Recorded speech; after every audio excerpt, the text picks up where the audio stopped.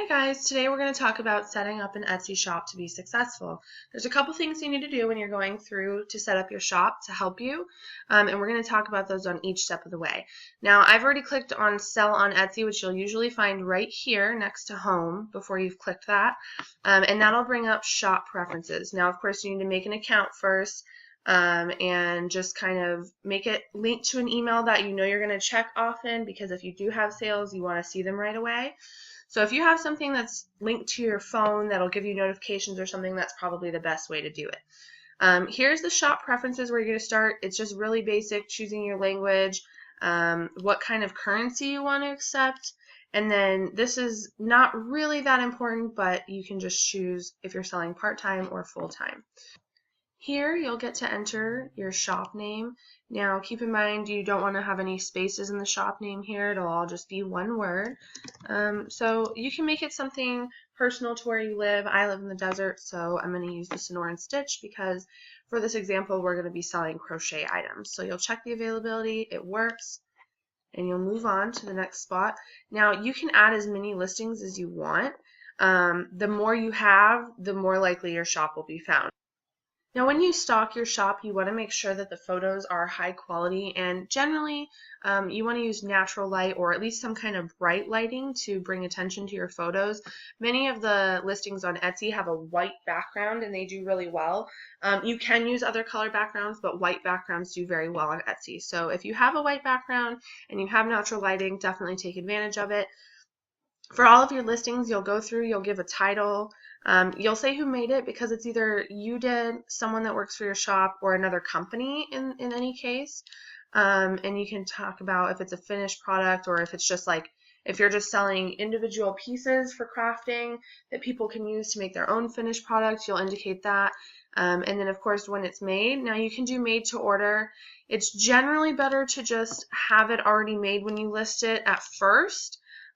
Just because that way you're not scrambling to make something for your first sale. You can just ship it out and get it taken care of. You can do automatic relisting of your listings that don't sell for 20 cents.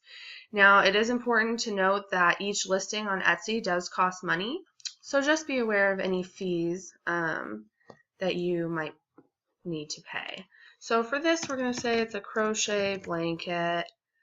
When you're making the title, something that you really want to do is include keywords that you would use to search for that item. So if you were going to go on Etsy and search for what you were selling, what would you type? Whatever that may be, you want to include it in the title, and that helps your search engine ranking. So we'll say crochet blanket, purple, large. I made it. It's a finished product, and it was made recently. Then you'll choose the category. We'll say the best one for this is probably clothing. It's going to be the closest thing. And then we'll move on to the pricing. Now the pricing is really important. You do want to do price comparisons for everything, because you would actually be surprised when people are wanting to buy handmade items, they're generally willing to pay more. Now for a large blanket that's crocheted, $45 really isn't that much, so that would be the pricing that I would set on something like that. I like to do the automatic relistings because it's just something that I don't have to go through and do and take time out of my day for my business to do. And obviously this is a physical item. Now for the description, this is another where you want to include keywords. Everything that might possibly bring up your listing, any other search stuff that you wouldn't put in the title necessarily, you want to put in here. So we'll say this blanket is made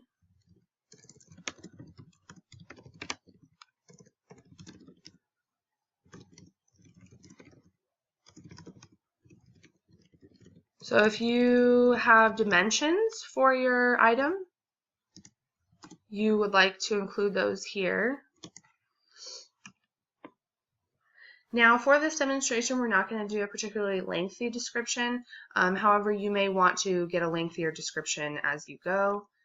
There's also color variations, size variations. If you are planning on stocking multiple things or you want to be able to make it in different colors, you can add that in. And then of course the shipping you'll want to calculate. Generally I do, for large items like this, $5 shipping. If they get another item, I'll usually bump it up to around $8. And that's just because this is a really large blanket, a really large item.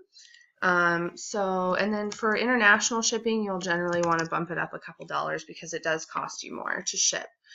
But for smaller things, you could even get away with like $2 or $3 shipping, especially if you can ship it in a flat rate box.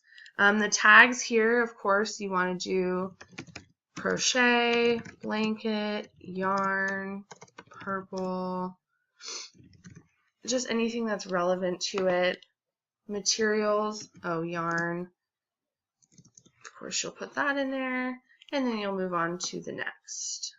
It's important to note that before you move on, you want to try and use as many tags as possible. I just threw in a couple because we're doing a demonstration, but when you have 8 left, you want to make sure you're using all 8. And for this as well, if you can fill up 12 for the materials, definitely do it. It's an easier way to get your products found, and it's the best way to be successful on Etsy is by using keywords. Then when you move on to the next point, now I don't have a picture of this blanket, so I just went ahead and used this for now because we're just doing a demonstration. So when we go through, we're going to say, okay, we're done with our first listing. Next, how you'll get paid that's obviously important. Now the next part is really simple. You're just going to go through, set up your bank account where you can get paid, what kind of money you will accept, for instance, if you want to accept PayPal payments, and you'll go through and do all that, and then you'll set up the billing for your own listings, which costs roughly, I think, 20 cents each. So you're going to want to go through and do all that. Now I'm not going to show you how to do that because it's really self-explanatory.